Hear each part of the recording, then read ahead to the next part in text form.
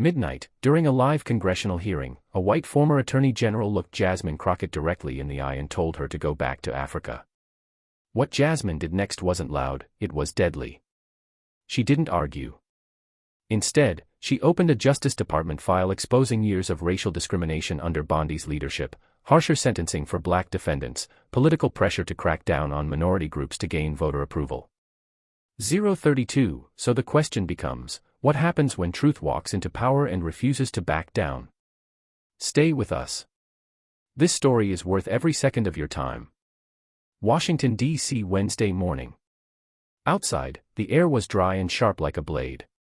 Inside the Capitol, hearing room 4A was packed wall to wall.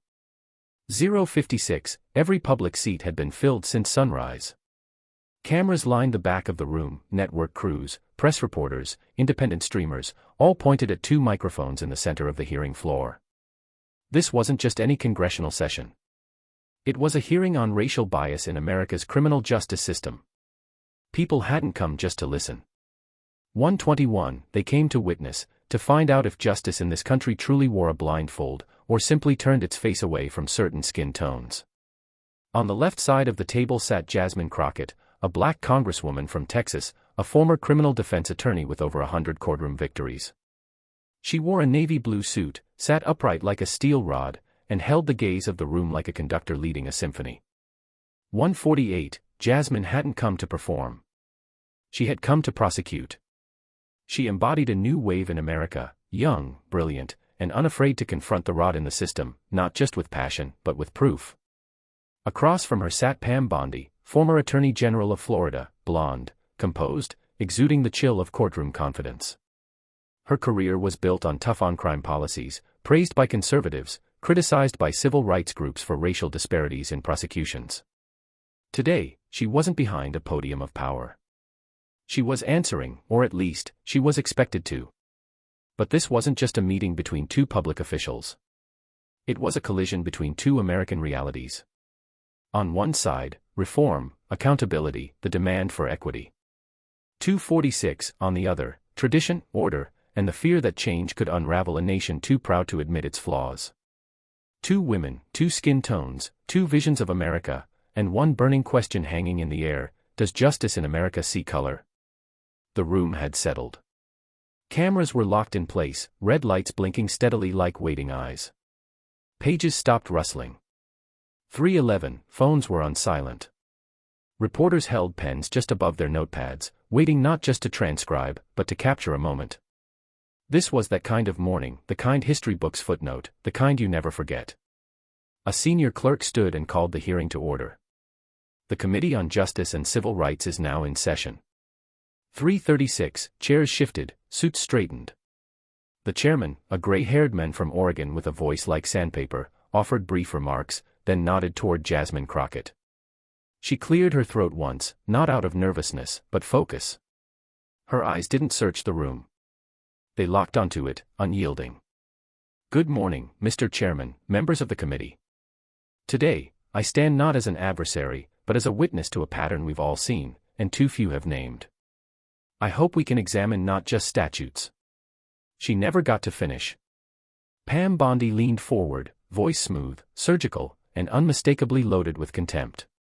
For 22, maybe, she said, instead of trying to teach America how to do justice, you should go back to Africa and study your own roots first. The silence was instant and chilling, not shocked silence, but strategic, calculated, terrifying. A heartbeat passed, then another. A young black aide turned his head. A woman in the gallery gasped, hand frozen halfway to her coffee cup. For 46, someone whispered a curse under their breath. And then, nothing. Just the weight of those words hovering in the space between microphones and marble columns, suffocating any pretense of decorum. Jasmine did not flinch. She didn't recoil. She didn't raise her voice. 510, she remained perfectly still, the kind of stillness that signals not confusion, but control. Her hands rested gently on the table, her posture composed, untouched by the chaos beginning to stir around her. Only her eyes moved. They lifted slowly and settled on Pam Bondi, calm and precise. There was no fire in them, but something far more exact: focus. The expression on her face did not accuse. It examined. Across the chamber. 5:38, staffers shifted in their seats.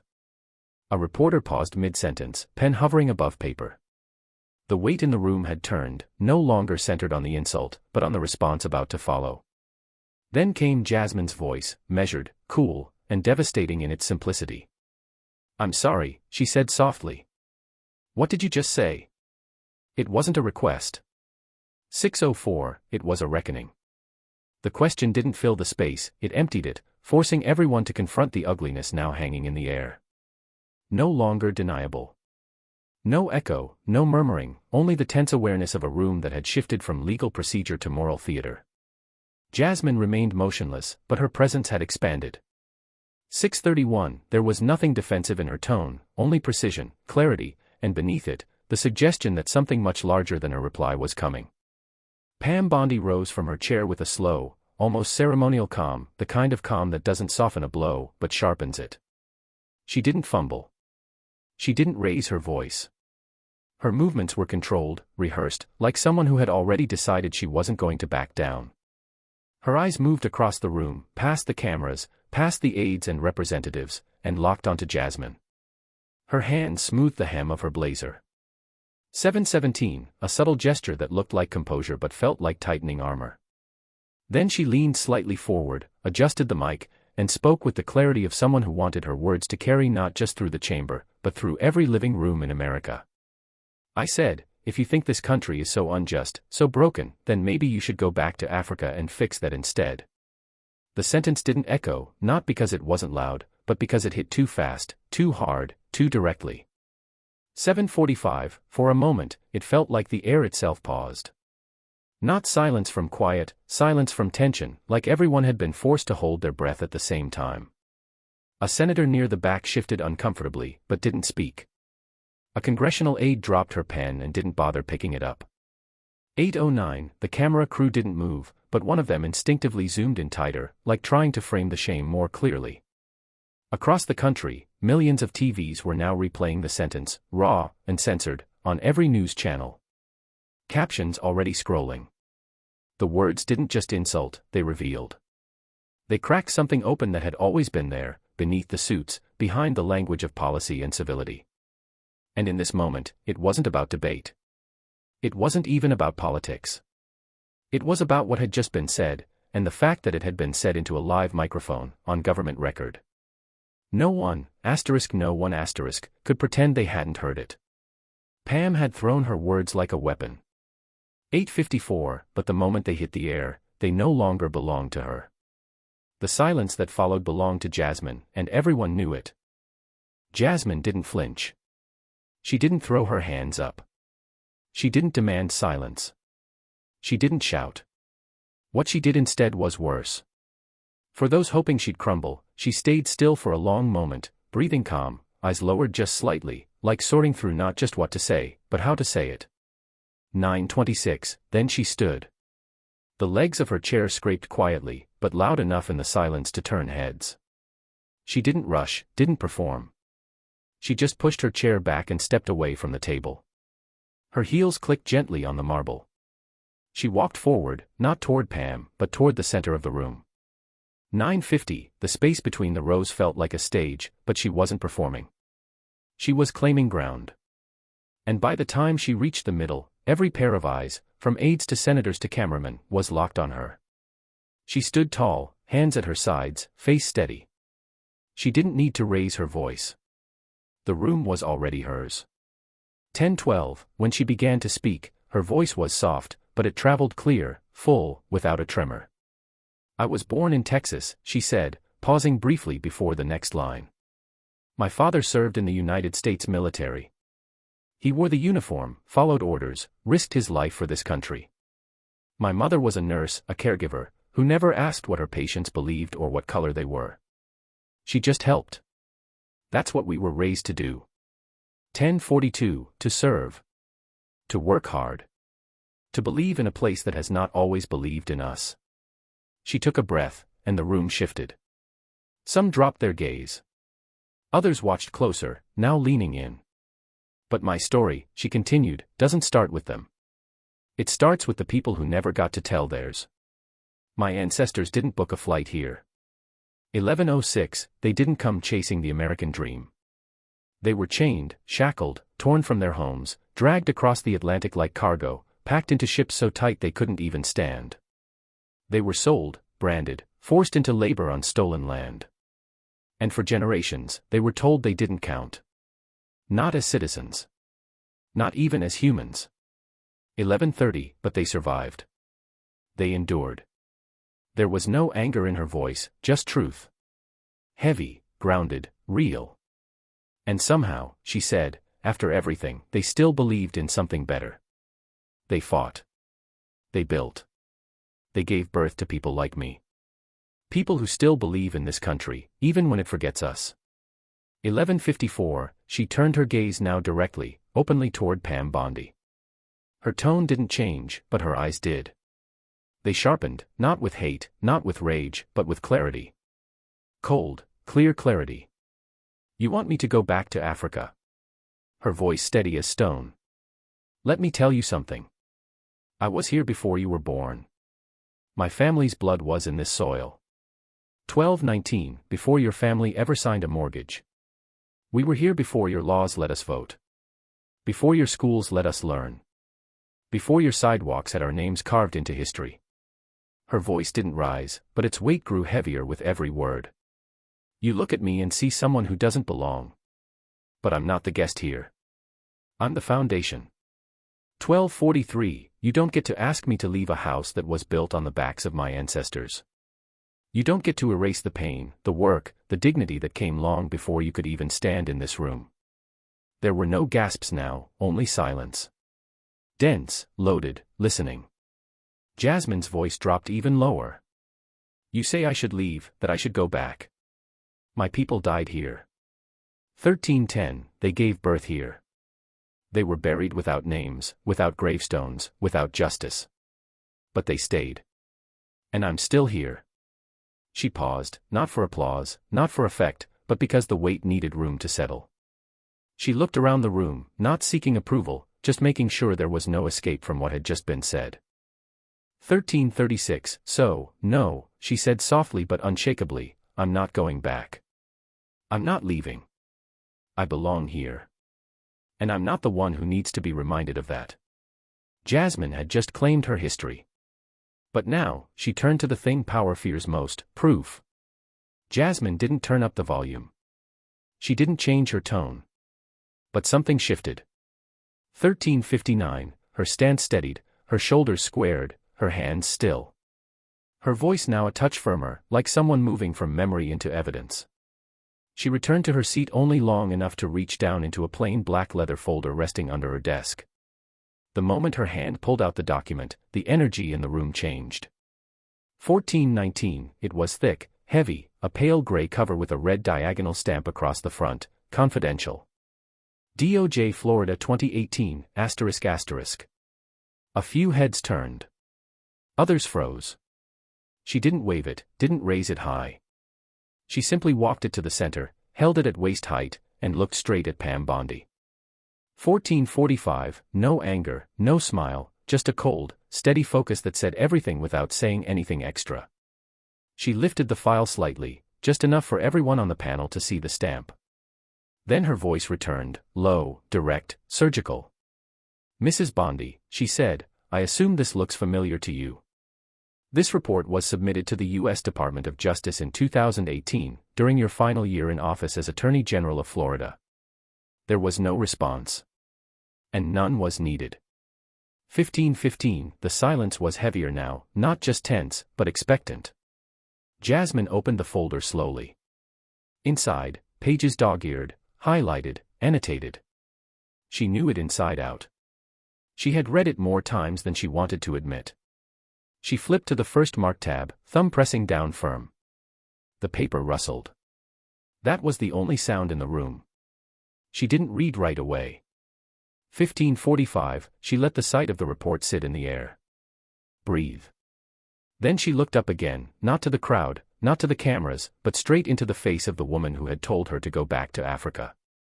This document, she said clearly, is not an opinion. It is not hearsay. It is not something I wrote. It is a federal analysis submitted under your administration, investigating patterns of racial bias in the criminal prosecution system of your state. 1618, she stood, file open in her hands, the weight of it suddenly heavier than it looked. Her voice didn't rise, but the tension in the room did. Each page she turned deepened the silence. Every movement was slow, intentional, like someone disarming a bomb in public. No panic, no drama, just cold, methodical truth. She found the first tab. Her thumb brushed a chart taking up half the page, yellow highlight glaring beneath the lights, bold, impossible to ignore. She didn't look around for applause. She looked down, and she read. According to this internal analysis from the Florida Department of Justice, black defendants were recommended sentences that were on average 32% longer than white defendants for the same exact charges. 1709, she looked up, not dramatically, just directly, as if asking, can anyone explain that number for me? No one did. She continued. Same charge. Same courtroom. Same judge, sometimes. But one person walks out with probation, and another with years. She flipped to the next tab. A small red note stuck out like a wound. Her eyes scanned the paragraph, only a second. Then she read aloud. Prosecutors showed a documented pattern, that's the language here, of upgrading charges when the defendant's surname appeared to be African or Hispanic in origin. That means the only thing changing was the name. Not the evidence. Not the facts. Just the name. 1752, her voice didn't shake, but it slowed. It had to, because these weren't just stats. These were lives. Your last name could be Martinez, or Abdul, or King. And that alone might mean the difference between community service and prison. The report doesn't speculate on intent. It doesn't need to. The numbers speak loud enough. She turned another page, slower this time. 1816, the kind of slow that makes people hold their breath. Page 47, she said softly. Analysis of wrongful arrests across the state. 87% of them happened in predominantly black or Latino neighborhoods. 87%. She paused. Let that sit. Then continued. Of those cases, less than 5% resulted in any formal apology. None, 0, resulted in financial restitution. People were arrested, taken from their homes, humiliated, sometimes held for days, and then just released. No explanation. No accountability. No justice. The statistics were damning, the patterns undeniable. But what came next, it was what silenced even the most stubborn defender. A sentence written by one of their own. 1916, the pages no longer shook in Jasmine's hands. Her voice, calm, almost slow, like a judge handing down a sentence after a trial too long ignored. She didn't raise her tone, didn't dramatize the moment. She just read, slowly, clearly. And here, she said, flipping gently to a tabbed page near the back, her thumb paused on a paragraph highlighted in pale orange, is a direct quote from a memo written by your own senior legal advisor. There was no build-up, no setup. She looked at the page, then she looked up. And with the same unshaken tone, she read the sentence aloud, word for word, like a blade slicing through air. 2001, there is pressure from upper leadership to crack down harder on minority suspects, especially in election years, in order to maintain support from the base, The words didn't echo. They didn't need to. They hung there, thick, heavy, like fog. No one could now pretend it wasn't real. The silence that followed wasn't awkward. It was suffocating. No one shuffled papers. No one whispered strategy. Even the camera seemed slow, as if afraid of blinking. 2027, somewhere in the back row, someone whispered, barely audible, Jesus Christ. She actually found it. A staffer gasped, not loud, but enough for a colleague to stiffen. A senator muttered something, rubbed his face. No one looked at Pam Bondi. Not yet. All eyes were on Jasmine, who stood like a stone, steady, unshaken. Then she slowly closed the folder. 2055, the motion gentle, not a slam, not a flourish, just final. Her hands rested on top of the file.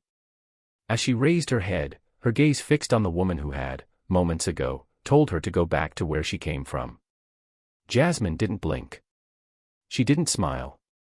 She simply spoke, voice steady, eyes locked, as if addressing a courtroom that had been in denial for far too long. You told me I should go back to Africa. 2121, her tone stripped of all emotion except truth. Maybe you should go back and read the documents from the country you helped run. Her words didn't come like bullets. They came like bricks, stacked into a wall of reality no one could climb over. Justice doesn't come from slogans or speeches or spin. It doesn't come from being loud or from talking first. 2146, it comes from courage. And from facing the truth. Even when it's ugly. Even when it's yours. There was still no response from Bondi. None expected. Her hands folded tightly in her lap, her face pale, her expression somewhere between disbelief and collapse. She didn't reach for the mic. 2212, she didn't interrupt, because at that moment, there was nothing left to say that could undo what had been said. And worse, what had been proven. Jasmine took one step back, not for effect, not for the cameras, just to let the air move again. But her presence didn't shrink. If anything, it expanded, because now the silence belonged to her. It was no longer the awkward hush that follows insult. It was the heavy quiet that comes when someone delivers truth so clearly, so plainly, that there is no room left to argue. You talk about law and order, she said, her voice lowering now, quieter, but still razor-sharp, but all I see here is selective justice, manufactured fear, and a system built not to protect everyone, but to preserve power for the few.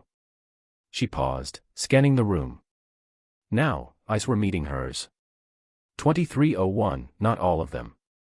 Not loudly. But enough. Enough to see that the ground had shifted. Even here, in this building where denial wears suits and calls itself policy. The silence had turned.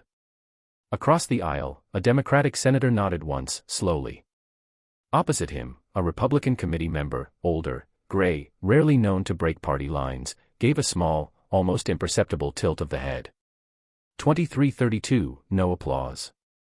No grand gestures. Just acknowledgement. The kind that comes when even political armor can't defend the indefensible. Jasmine let out a slow breath, not in relief, but in control. Everything she had brought, the testimony, the memory, the document, the truth, had now been spoken aloud, in full, in front of the nation. She didn't need to win anyone over. She just needed them to hear it. To know. And they did. The hearing ended, but the moment didn't, because some truths, once spoken, don't stay in the room. They move. They spread. And they don't ask for permission. By the time Jasmine stepped away from the podium and returned to her seat, the video was already being clipped. A congressional aide with a phone held low had caught it. 2400 hours 18, so had a reporter in the back, live streaming the hearing to 2,000 silent viewers. And then it was out. 10 seconds. 20 seconds. A full minute. Edited versions hit TikTok first, then Twitter, then YouTube. Some added no captions, no edits, no filters, just raw footage, Jasmine Crockett standing in the middle of the United States Capitol, folder in hand, looking a former Attorney General dead in the eye and saying, *, you want me to go back to Africa? Read the country you ran. *. 2400 hours 53, it spread like fire, not because it was loud, but because it was real. Real in a way that broke through politics, through partisanship, through the numbness of another news cycle. It wasn't a debate. It wasn't a scandal. It was a moment. And it hit different. The clip was viewed 3 million times in the first 6 hours. 10 million by the end of the day. It was trending on X, stitched across thousands of TikToks, played on a loop on political podcasts, late-night talk shows, and Instagram Reels. But it wasn't just the volume that made it matter. It was who was sharing it, and why. A retired U.S. Marine posted the video with one line, *, this wasn't an argument. This was a bullet through every lie I was taught to believe about justice. *. A university professor tweeted a transcript with the caption, *, teaching this in class tomorrow. No notes. This is what courage looks like. *. And then there was the father, a white man in his early 40s, sitting in a small living room somewhere in Pennsylvania, who posted a video of himself watching Jasmine's speech with his son. The boy was maybe 12, eyes wide, hands still. The father didn't say anything while the clip played. But when it ended, the boy looked at him and said, asterisk, she sounds like grandpa when he talks about the war. Asterisk. 26:06, the man choked up, turned to the camera, and said, asterisk, I watched this with my son. And I'm proud that he cried. Asterisk. The comment section blew up. Thousands responded, veterans, teachers, nurses, construction workers, stay-at-home moms, teenagers, retirees, black, white, brown, people who'd never agreed on anything before, suddenly sharing something more powerful than politics, the shock of hearing someone finally tell the truth without flinching. Some said it reminded them of their own silences, their own fears, the times they'd wanted to speak up and hadn't. 26:56, one comment read, asterisk, I didn't realize how much I needed to hear someone say it like that. Calm. Direct. Unapologetic. Asterisk. Another said, asterisk, this wasn't about race alone. This was about dignity. And it reminded me how far we still have to go. Asterisk. In barbershops in Atlanta, it was playing on TV. 27:23, in classrooms in Detroit, it was discussed by students who'd never watched a congressional hearing in their lives. In diners in Oklahoma and gas stations in Ohio, people watched it over coffee, some nodding quietly, some shaking their heads, but watching. Really watching. And on cable news, the debate was no longer about whether the system was biased. It was about whether this hearing had just changed the conversation for good. Analysts scrambled for statements. Pam Bondi declined to appear.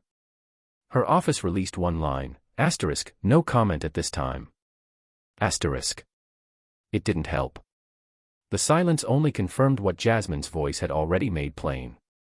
Even lawmakers, usually cautious, couldn't avoid the wave. Some tweeted support outright. Others stayed quiet, but their silence stood in stark contrast to the sound of the nation speaking for itself. The hearing was no longer just on record. It was on replay, in phones, in inboxes, in minds. It wasn't going away. In interviews, Jasmine said little. She didn't do a media tour. She didn't sell the moment.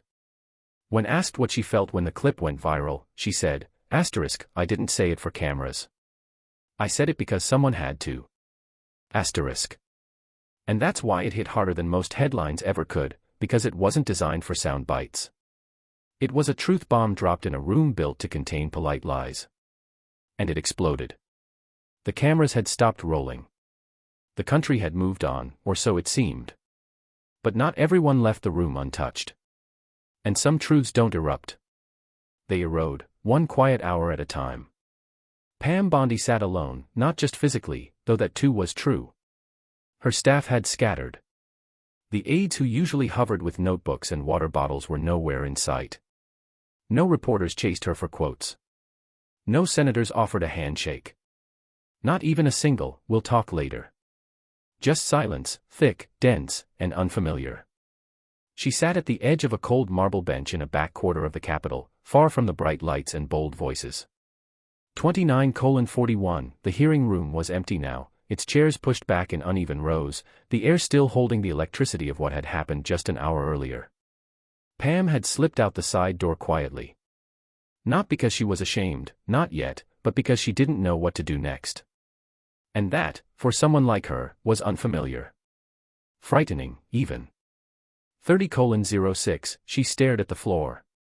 The tile pattern, crisp black diamonds against white, seemed suddenly more complicated than she remembered. Every breath she took felt just slightly heavier than it should have. She adjusted her jacket, smoothed the crease of her skirt, little gestures to fill the quiet. But it didn't help. Nothing helped. Not when the words were still echoing in her head. Jasmine's voice, calm and unflinching, asterisk, maybe you should go back and read the documents from the country you helped run. Asterisk. Pam had been in tough rooms before. She'd argued with judges, sparred with journalists, weathered scandals and smear campaigns. But this was different. This wasn't a headline. This wasn't a fight she could spin in post. This had landed, not just out there, but inside. And suddenly, without warning, her mind drifted, not to the moment on camera, but to something much further back. Something she hadn't thought about in years. She was 22. Law school. Broke, proud, and stupid. She'd parked in the wrong lot after hours, university property, no sticker. And inside the car, a bottle of wine, half finished, forgotten from a night before. Campus security found it. Called the police. Technically, it could have been charged, minor in possession, vehicle violation, intent to transport alcohol illegally. 31:38, she could have lost her clerkship, her internship, her shot. But she didn't. Because of Marcus. Marcus Daniels. One of the only black students in her year. Soft-spoken, brilliant, kind. They weren't close, just classmates. She barely remembered what they talked about in class. But he'd seen her pacing outside the building, hands shaking, voice high with panic. 32:02, he'd asked what happened. She'd told him, embarrassed, angry. And without hesitating, he'd said, "Come with me." He knew one of the campus officers, a cousin. Talked to him, vouched for her, calmed it down. Quieted the whole thing. No report filed. No disciplinary hearing. It disappeared. And Pam, she barely said thank you. She never asked Marcus why he helped her. Never brought it up again. And within a year, she'd forgotten it, or buried it in the flood of ambition, strategy, forward motion. But now it came back in full color. She could see his face, hear his voice, feel the weight of how fast she had moved past it.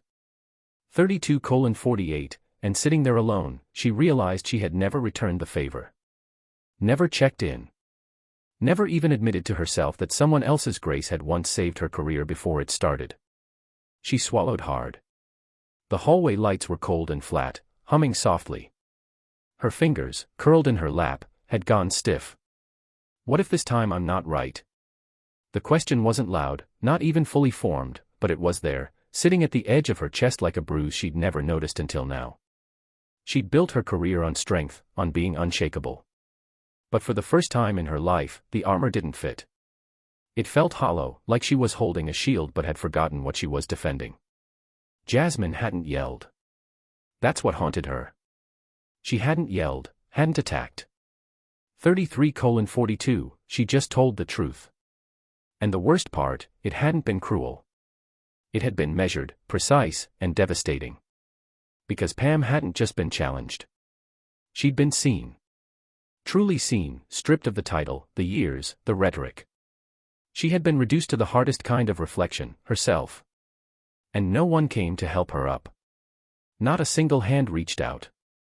34:07, not a single word of comfort, because somewhere deep down, everyone in that room had known the truth before Jasmine ever said it. They just hadn't expected someone to say it so clearly. Pam blinked. Her eyes burned, but no tears came. She wasn't crying. Not really. She wasn't built for that. But she wasn't steady either. And that alone felt like defeat. She reached for her phone, then put it back. 34:31, there was no message she could send, no tweet that would fix it, no statement that would make the internet forget what they had seen, because they hadn't just watched her get embarrassed. They had watched her lose her footing. And worse, they'd watched her learn. Maybe for the first time. Inside, the walls had witnessed something rare, truth spoken without apology. But outside, the world was still spinning. And Jasmine knew, some rooms you walk into with facts. Others with fire. The sound hit her first, muffled but growing. The deep hum of human voices swelling outside the hallway like a rising tide. The press had been waiting. They always waited. But this time, they weren't just covering a story. 35:18, they were chasing something no one had expected to unfold live.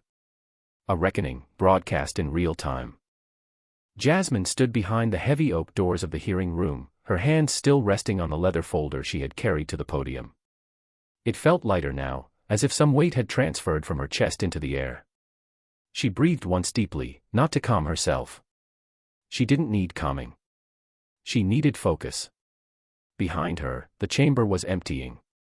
Members of the committee filtered out through side exits, some deliberately avoiding eye contact, others glancing at her before looking quickly away. No one stopped her. No one asked for a comment. They didn't have to. 36:11, the room had already spoken. And not a single voice had challenged her in those final moments. A young staffer opened the double doors. The sound hit full force now. Reporters shouting over each other, cameras flashing in bursts, a crush of bodies held back by velvet ropes and security lines, all pointed in one direction. Hers. Jasmine straightened her blazer.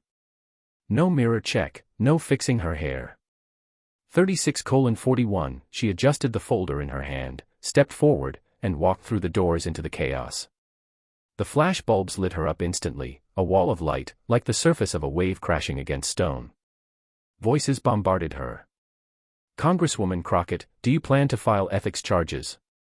How do you respond to those calling your comments divisive? Do you believe Pam Bondi should resign from her current advisory role? She didn't answer immediately. She walked slow, deliberate steps down the long marbled hallway, the click of her heels swallowed by the barrage of questions and shutter clicks. Security guards flanked her, but not tightly. They didn't guide her. They just moved in rhythm, like they knew she didn't need protection from the crowd. Only space. 37:35, she reached the press line, a half-moon of microphones, reporters, and live-stream phones. She stopped. And the room, if it could be called that, changed. Because Jasmine Crockett didn't flinch. She didn't wave. She didn't smile. She didn't raise a hand to quiet them. She simply looked forward, locked eyes with the first camera she saw, and waited until the crowd stilled, until it realized that silence, not noise, would get them answers. Let me be clear, she began, her voice even, firm, carrying without shouting. What happened today was not planned. I didn't come into that room looking for a fight. The reporters leaned forward, notebooks ready, thumbs on phones, waiting. But I came prepared to speak the truth.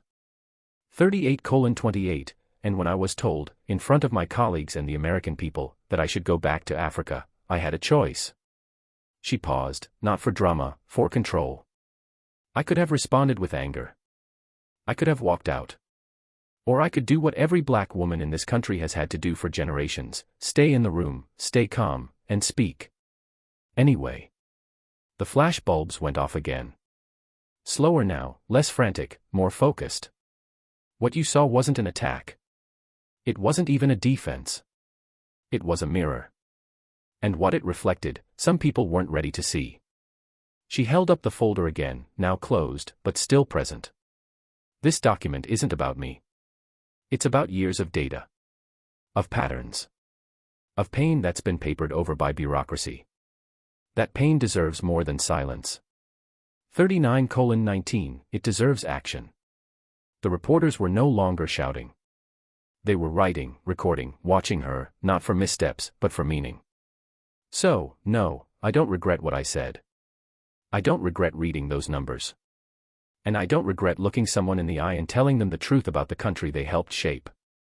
She scanned the line now, reporter to reporter, lens to lens.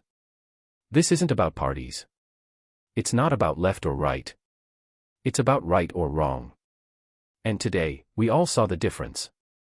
For a moment, no one moved. No follow-up question, no scramble. Just that rarest thing in American politics, a pause. A breath.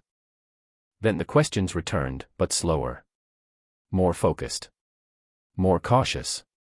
Congresswoman, are you calling for a federal investigation into the DOJ findings? Do you plan to introduce a bill addressing sentencing disparities?